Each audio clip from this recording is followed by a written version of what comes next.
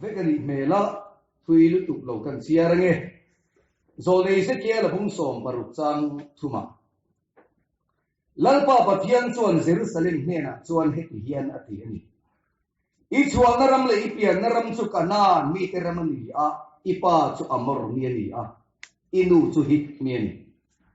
Philippian na thua chuan ipian ni in ilai thui a ani lova i fai tur chen tu ya bual in heklo sin noi i tok lova tuam lum in heklo laina tur cha i chunga he hi turin tu mit mai na khong ai lo cha tam la ka pai chu in ka zo ka ipian nia ta khalung ten in si a teni kiama kalau kalin inena hisen talin teni kiama kalau kalin hisen talin ka hu cha inena chuan thisena omma na nungro kati cha ani kati cha ani thisena omma na nungro ram thil ku mu mangin kati thang lian cha ten i thang lian a khuwa i ngoi ta i hu te alo uma i samalo cha a ruak le saruak mai i thoba ini kiama kalau kalaka eng chin ngai la tham i lo ni ta ka puan ka zon cha i sarua chu ka khu to cha ani ine na chi ka sama thuthunga kalu uita che i hisi pai hotel pa thu chu akali lalpana thuma som ro se ni zana committee kan ne ya Peter Street kian kapu hi lai lama ha ka fatlo thawa wangin min tlaya a tho chu la dik view mai a kan tia ma se atule pa te nai nai te ne na te pai chuan trong trai ti ti na ho kan trong trai dan te kan thar to mai do nim bia bo a ui tu te alai tu chu khat leina ko khan tan chuan min hon san mai se ti khatu ma phal chi ni lo amar chuan nak na le din hun na nen khatwan o he pianga rong bole thei tur lal pana din so don talo ani ro ram chuan reinu tu mu khiom ta khen om lo se lo ti te kha ke ma mi mal lo chong cha le te kha ni chan de so ni dan dar so an pe khat han ru phone na pe mai kapu hi zadin kan dai karim lo in kalo kheng le mana kale khat man lo ba so mi wa chon phone call ka dong le a he mi ping kan sang kan ve siam so ka kan ron tan he ya tiang chuan ni sa kha nei ma chen chu kan om ve a ka than har po hian ka ngai to na hui ya kan hun man dang tu te hi ril rui na lo mai to tu man rong bol na te kan khian ve phak lo thon thu so ya kan ngai kha thi na te lal param ta nan thanem ngai zia te an soi chin ka ngai kha khan ama khanan he tu hian min un den ta dat nei husai nu na hun lai an ko khanen har san na kan to zawa anu nung ber hi chu apula kanong ve to a ke po pastor kalong ni ve to a hoine kan pastor tam takhi aro re na apula omve man lo omve phalo zongin kan ti teng in suang de din district superintendent ani athu kan han in chua ngai da ni han lo chang de yan mailing lo khopa thil ti he nei ve ngai tin leadership kan ti leader hi ni zong ko ta ni lo ham ti te ko hi kaziru thi nani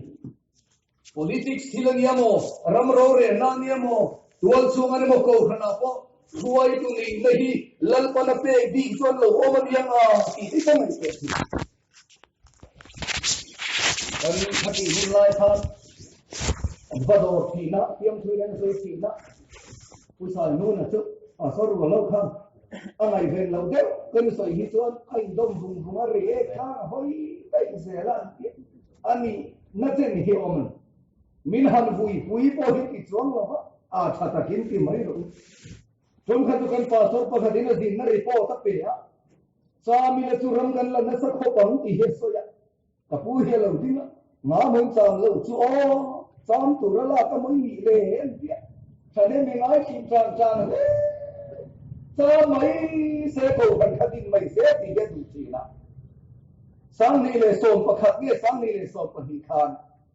an hun to te hello khenanga he kana resilience te changchin hi an ma ni hian je bu ma sel khonge ti in ma ni sum sen de win video camera te ka hoa khala tu nen du tha rin ka interview ni tu lai hen kan la da ran mai tu document a tin khatin ka ring rong bola ni pe chan dan te tlang pui khuwa changa ron so thar dan te lai pa thu thung le thara an wa wai pui dan zong mi him si na izir tina tha om si lo ba in dung bo an ti ve in dung bo an the da te han ti da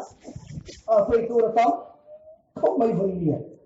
ke chon pa thian le kha thu kan sia na ma than du ta ila heng thu te ko ma je na soi thi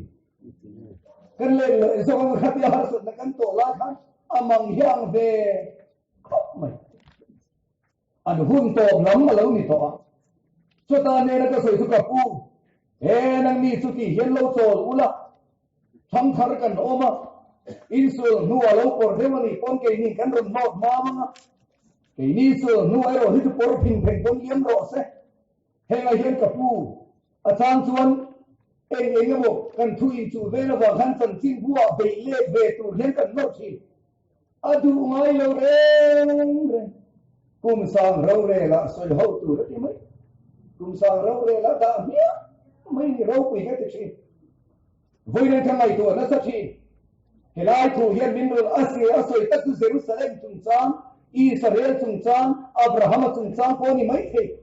ma se kan in la ka duwa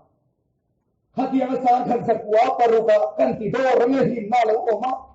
sang ka ko som ni le paseri som thum le paru lim na phri le ko chong khiat lo ramaron keng tela kan ni masa ku sakam lo te ho ne eng tin nge an ti kan ke lo kan so mai thi na lim na khan pen thum la a ti khang khang le thil tam ta ka ron keng tela ni lim ko khan en ko tu rin UPC ti pom ding ala ku lo ni ni chena puru ta na soy pido pali aron suaka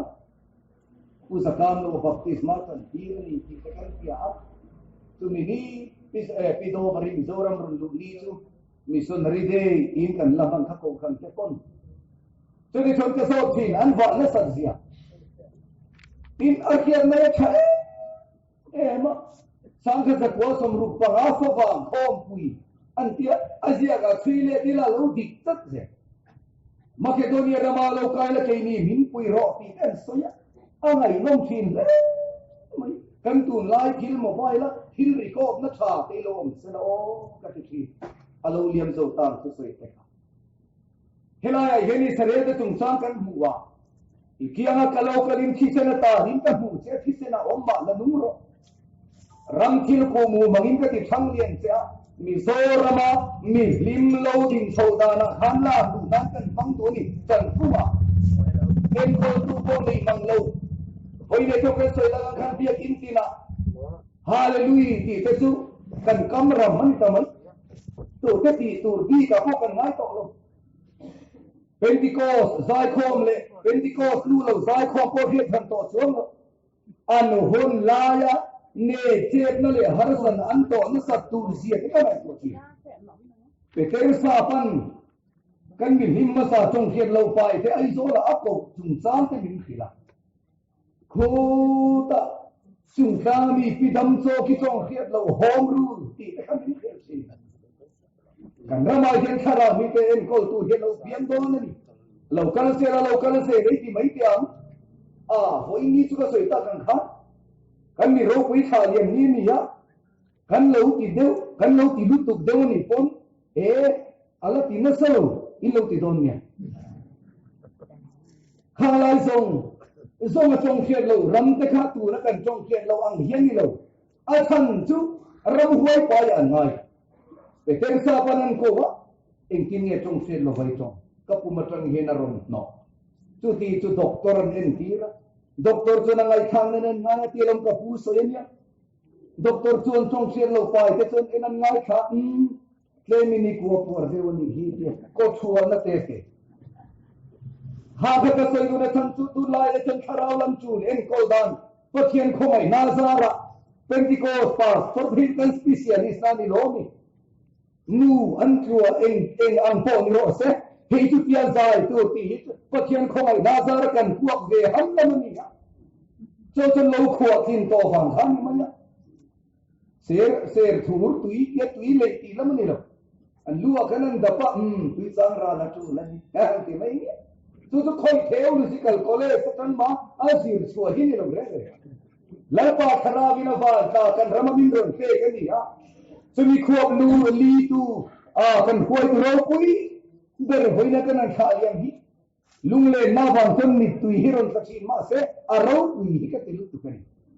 tam la ka pai thua kan ni ya o khatila khan mi lim te kan no chuak chi ne lo mi am ni ho hian an lo hum ha ngat an lo ti tho ngat an lo ti tho ngat ta voia chon mung khang khang alo kam kai ta kan ram dung le va khara fa te ram alo ni ta ni hi male voia kan khei hi phang ho ro ha thi se na om ma le nung ro mi to rama har na le hi na lo chuak khan voia kan khia thin simulai so ngai dam na ni so ni baptisma sang cheu roti ha olive tang la li so thu soi te Pentecost ni pe pe thu soi te ka kan la khe chwa hok lo lim na khan poi pui tok ma ya alo kal se le sa te ko som nga alo ni thoda ka chuan ikia nga kalau kalin ngai la tham ti lo ni ti sare le tu mei the te ro la ni ran te khin ta he kai ro tu mel tamang o he nu la chu i ro lang khanan te khin ta kan sia ran khan so de chuan ikia nga kalau kala thapwan ka zong sia i sarwa chu ka khu ta chu mel tu tok lo thu thua ka lu pui ta te ka tai ni ti lan pa pa kien thu thua ka ne ti ta ne so de chuan chu chong rama lo pan tel rama mi him bu pui khamen huai du ta bayale ani ne ka chen pa kien chu ka khiat na ya zir na ni lo basin kho thak mi fing lutu i suo pian na khenia no Jerusalem ron kal thil ti buai sia ka kan soi lok ya an fing lutu ka wa ha chal kol ka ti maya tu te ka soi kana ni chuang lo big mi fing ho yen tal he kol ka buya ni kho thak lama arsi kan huan den ron kala an fing te lul ne i suo pian na tur khwa su khela ba ma kha ya hung ya sia ro enga tinge kan ti son Bible sia na tan an khela ba hir ko te le so nei ti lung thu men na tan an khela ba nan le Jerusalem an ro ta heroda manam heroda tu na toi so na mi fing ten khom ve ha yu bi siu pa pa khata lo te la ka ti cha la ne so son Bible ron ken ta ni le kho thak mi fing em dik tong thiam hebrai tong thiam Bible harai deu pian Hebrew ti thei kha an thu che mai ni so ni so pian nan ro reng lo a arsi tun ron hu kan ram him na hina arsi hu to an la mi thei hit kan tam ma se ka soi tum chu la ni mai lo so di chuan heroda mi fing te chuan me sia lo pian na tur chu a arsi laman zong la zo nei le khabuan zong ta ni nika bungan ron siktawa mayan pune na chon ka pu kha kan me sia lo pian na tur chu Jerusalem alo ni okong lo ente hei nam be che hen efata judairam kho san tam tak jinga tela te he ma la e thoga changin ok tu lo cho don ni apiani anti lai pa so nam ro se so ka soi na chan chu hiam le fina pa kien som nei kan ti tur ni rualin thin lung ti var hi number 1 so kan hoine kusai nu rate thin lung ilal panan ti vara chu di chon min han huaya him na lo boi puye me ma an lo hum halan lo kho blia ato pa chon le thusunga an lu hui ta maya iswa min baptisma an han sang tan hoine hu na te u eng mo la ma mi lo mai lo cái mi sắc lâu tập phổ hiền pastor thần kim tọ cần tiếng dám tấn đều thế con miệng xôm lệ kalila mi pastor thần kim tọ y xua mình baptisma cái chân nun dir về đó xin thần so kia có cái khiêu tỷ bung xôm bạc quả hiền mi rô quy baptis tu so hanan baptisma chân dir về baptisma chan tir to ko lang I swami chan tir le tu chu pe ti kan sin yan ti ngai nan khelo ba alo ni ngai himale an ti so be ka soi khan to boy ne ka pu te ho ya o khit khan lo fa wai pu ya pu ya cha khi ro an bo da soi ki ka la ke nga ko ku ma ti nga ko ku ma fa ba lan kan khom bu mol fu ma ko la ti in cha bang bible school azin ti chin de la kai ko chin kan hoi tha pha thang lama kon kho pa ha ka tu he thu hi lo lu ta Makedonia rama lo kai la ke ni min pui ro ki o ka hia tu di chuan pum kan tu ka tong dung sin bai ra bi lama khu ta ke in kan kala kong karan ho na sa khop maya pia cho tu kho thang rama lali swami baptisma lo in chan na ni khani kum khan ka pa po hian zu baptism ni chu to de chuan lo va na sa em lal pa kharau khiele man lo hu mala a to ko lal pan khu chu ma an hoi lu ta min an hoi lu ta hoi ni de chuan UPC pastor ni te chu hoya ma hi na sa tha to hei ne ek lai po chong khiat lo pa ya min ma ya adi po di ka lo mi chu la nom re re chong chai thei tu re min ma ya chong chuan lo va hoi na ra he ni sa ka si na sa so ka hoi ne rom kan bol chu rin ka hia athi nuwa khola sai chong ka se wa tian khan heruang dai kan ki na chung yen ke kan un poi na sa ka he siam tharani ko kan som nga ka din don lo I ka helu ahar sa zi ka ngai to hian som te chu le pana om pui na chu lo da thai la an tai ma va mai mai na sa takin ke nan ka an va ma ni ya poron chong chu par ki pura ching ti he kan kal don an la ti ka pu ni kan la kal don le kal de kan mang le su tu lang lui ten no ka su to ke ti ma ala ta et ma ri lu kan khe che ma be je ma pian hian phuri tam ta khine yang chung ko phuri te ko nei be chi ma se lang param ta na ba hoi na tu ra hian ha har san na khein bo be ti ra dung ma yo be lungoi na rin sungan pa ten tu ten ko na ko ma an duang sa na nom lo sang ko lom be a mi tinan ni so in ra be ti he dung ma yo be a be ngat be o mai so ba se pui ni ya tam la ka pai chua mi tinan du to lo tong ke lo ram tha song kan rama he ti ta me ban tu na kan lo rim pui na san hi kan khang hui te na sa pui me lo tong ke lo ram le thu thung ram an lo va hoi na hi mi em van te lu hian nge ki ni kan han sa pu yang le na sa so ka lo param tan bi a pui mo ni sina pu chung lo man ra soi mi dang pon angai dana ni lo pon tu te mo ming me ra ko khan dang ti dan te presbyterian te mo ko khan ming me ra nge tho soi mai lo re Bible chuan na ti thi hei het lo na po ni ke so bang chuan en ton tur ke ni heu hi kan nga lu so bang chuan kan ramai han kharau lam li pui chu kan leu ta kan leu mai ni lo puri le nga chong kam kan tui dung chim to ni tam tak chu kan be na so hole na ni ro pu ya lo chuan nung tamin kan mu to don lo ero chu dung len ta he kan kom lai tak sai ma tak sa ro pu dagin lau panan din thar le ama ang kan na di lo van ama ti dang lam kan ngai si athene ro chu khanan lu ria ngaya athene ro chu mi khap kar lo ba chung lama le pa mo tu ra ti kan lama chum jing a chau tu kan nau te pui ne he kan kom lai tak sa pu tak sa kom lai len pan tak sa ro pu dagin din thar le don ni ni king ni asan kan mole don ni arma bol fol chillal pan an kai thopna amen amen amen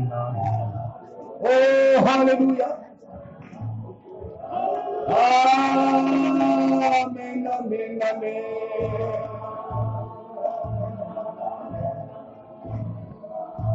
heran no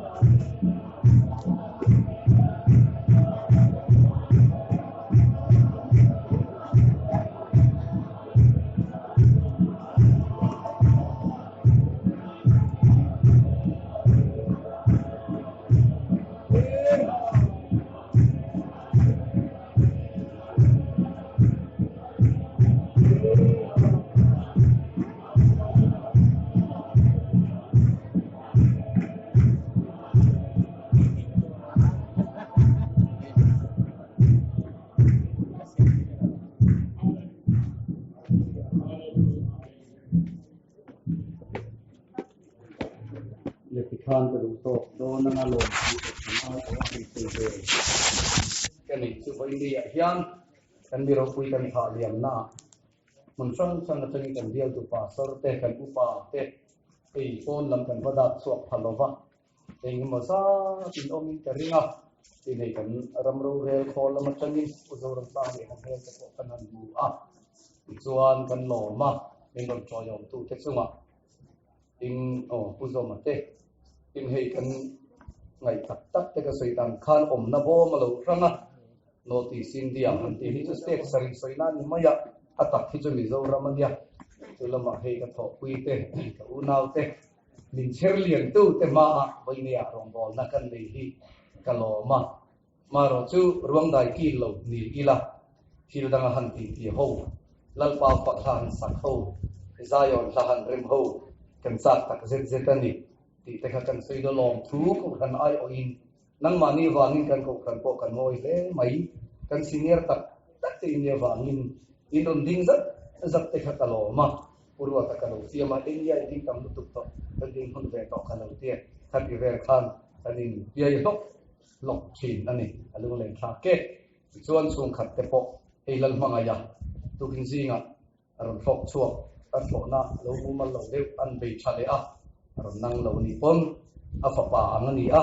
lal lui en khia a apu ina ate playa chana duat ani a pa te po ti ila adi te o me ron nang lo ma sela ron so me bo ka kan se le ngani